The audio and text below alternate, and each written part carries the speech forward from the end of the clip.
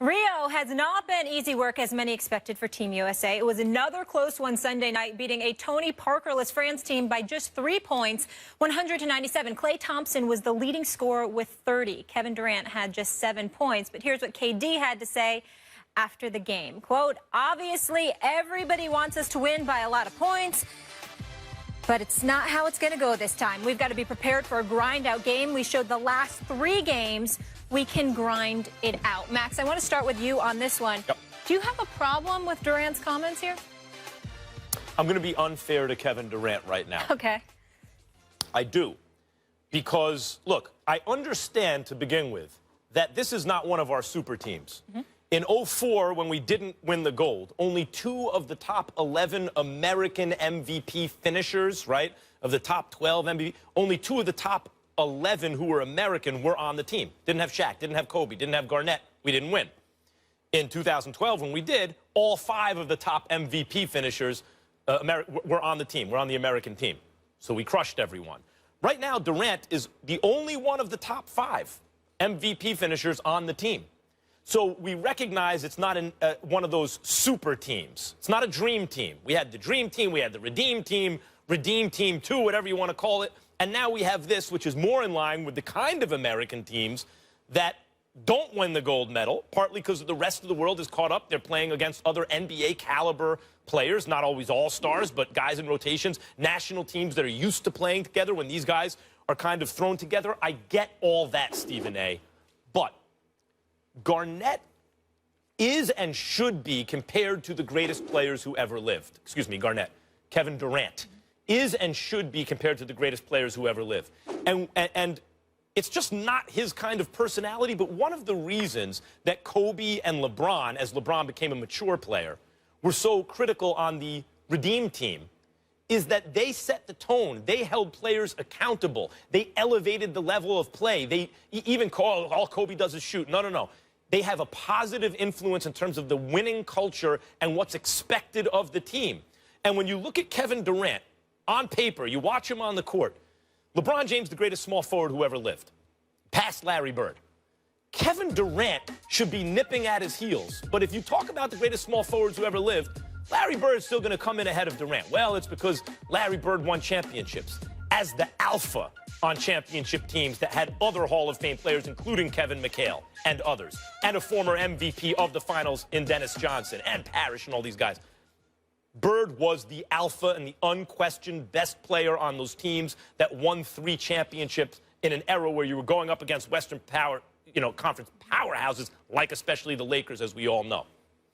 And because of that kind of personality of Bird's, even though when you look at their offense, Bird passed better and rebounded better, more of a kind of like a power forward type, but the way Durant shoots, Durant's size, Durant's ability to get to the... I mean, Durant's ability to play defense in a way that Bird couldn't, because Durant could be an excellent defender when he chooses and is generally underrated. He should be right there. But this little thing in his personality that's really brought to light here, where the kind of teams that crush the international opposition, those are the Legends teams.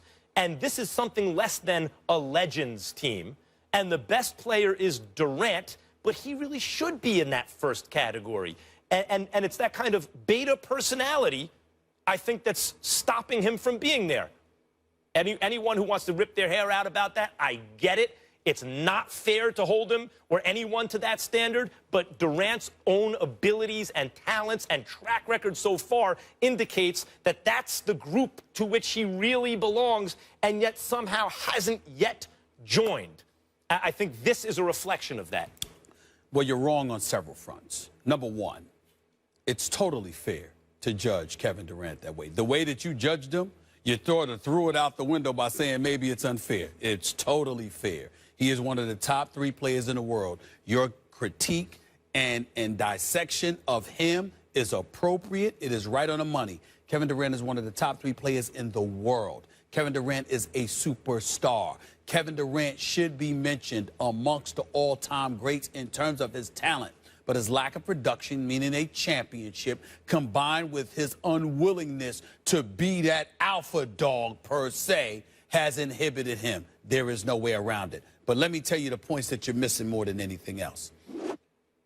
pointing the finger at Kevin Durant in any other way outside of what his talent and leading the way in that regard should do, I think you're missing the boat. To me, the people most responsible is Team USA. These are superstars that you got to commit to winning a gold medal. Why the hell do you have them in Las Vegas for just a week? And then after just a week, you got these week scrimmages set up. You know, it's got them in Las Vegas for training camp for a week. And then afterwards, you got these week scrimmages set up. Excuse me, whether it's Australia or Serbia or France or whomever, these are grown men who play together.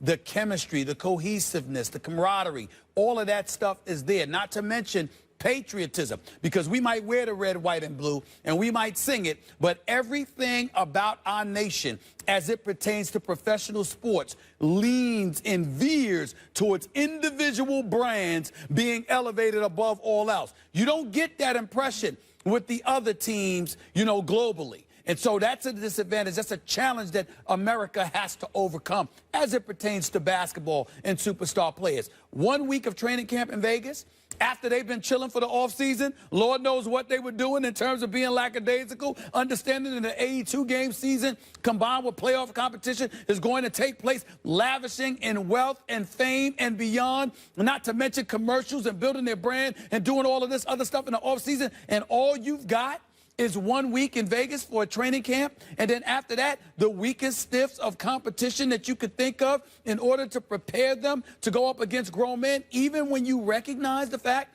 that you can no longer use just college players because you're going up against grown men, makes no sense whatsoever. So I think you've missed the boat in terms of pointing out Kevin Durant. I think more of the onus should be placed on the shoulders of Team USA. If Kobe Bryant and LeBron James were on this team, if Kobe still had something left to play and LeBron James, then they could practice for a week and have all those excuses, but they would still make sure the team was ready to go. Now, Team USA hasn't lost. I don't want to get out ahead, but it's 3 consecutive tight games. And while you're right, chemistry is big, and these other national teams play together and know each other better and everything, when you actually look at the talent on the roster, maybe you'll have 2 rotation pieces. Yeah. I got you. KD does have the 3rd highest scoring average, only behind MJ and Wilt. But I want to get to another player on that Team USA, Carmelo Anthony. He put up 10 last night. You spoke to him over the weekend.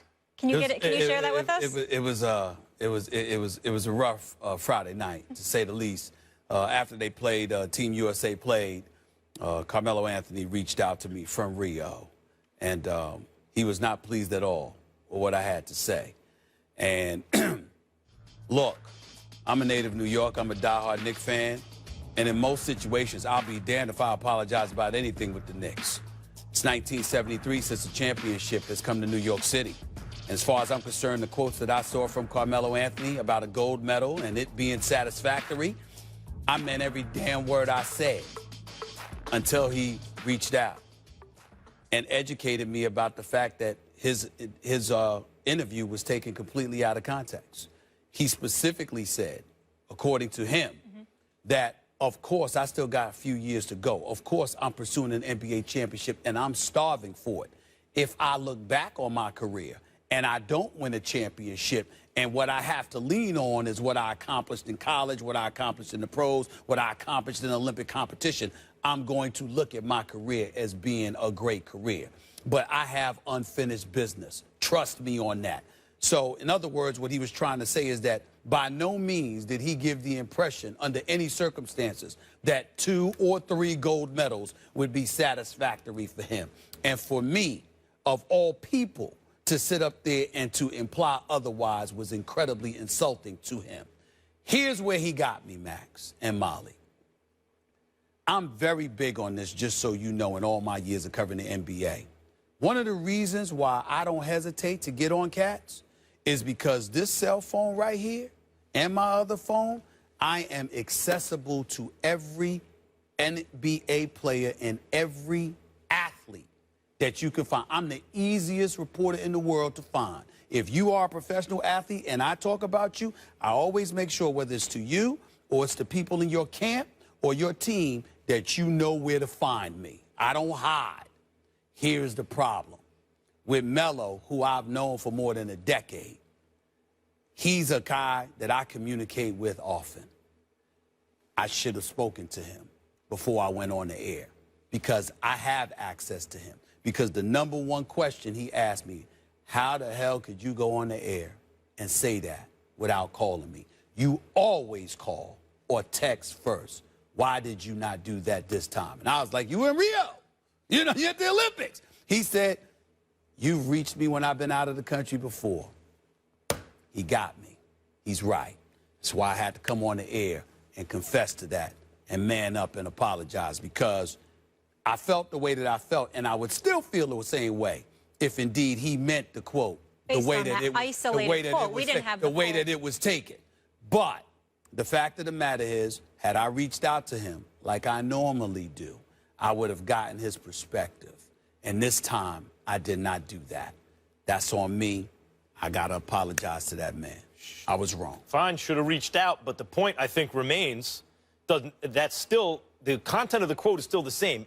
Of course, he wants to win a championship, but if he doesn't, he'd be okay with the 3 gold medals and all that? Could you imagine, if you're an ISO scorer, if that's what you do, you have that kind of mentality, could you imagine Kobe Bryant ever making a claim like that if he was this deep into his career without a championship, that one day he'd be okay with gold medals and stuff? Well, that's what Melo was saying, because I had our researchers look for the articles. I don't see the articles anywhere, anything like that. I saw guys, you know, Melo was saying that's not what he said. He was saying, look, looking back on it, this is how I would feel, but damn it, I'm still going for it because I'm not satisfied. Yeah. That's what he said. I'm saying that's not good enough. Looking back on it, it should kill him. I got you. 3 gold medals are better than no college championships, no gold medals. The only thing that should be on his mind at that level of play is championship. You know what? I don't disagree with that, but I still should have reached out to him. Yes.